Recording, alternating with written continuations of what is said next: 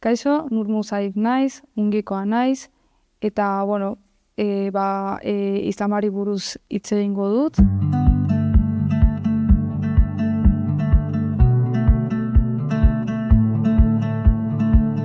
Ramadana da egutegi islamikoaren 9. hilabetea, eta hilabete oso garrantzitsua da guretzako, ze hilabete honetan Korana jaitsi egin zen.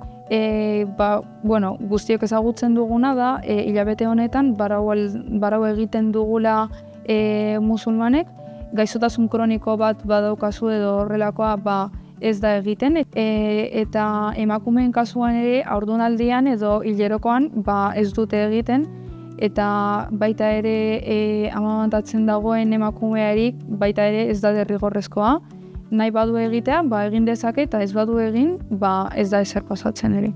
Ez bakarrik ez jatea ez da edatea, baizik eta begiekin adibidez ez ikustea gauzatzarrik, ahoarekin ez esatea gauzatzarrik, ez esatea igual komentario txarrik egitea norbaiti buruz, edo horrelakorik, eskuekin adibidez ez lapurtzea, ez jotzea, eta gero iftar dela baraualdi hori moztearen momentuan, momentu hori oso garrantzitsua da, familiarekin biltzen gara, familiarekin, lagunekin, batzuetan etxeetan egiten dugu, beste batzuetan mezkitetan egiten dugu beste lagunekin ere egoteko, eta behin jaten dugula, gero mezkitara joan gaitezke, hor otaitz egiten dugu. Ramadanean badau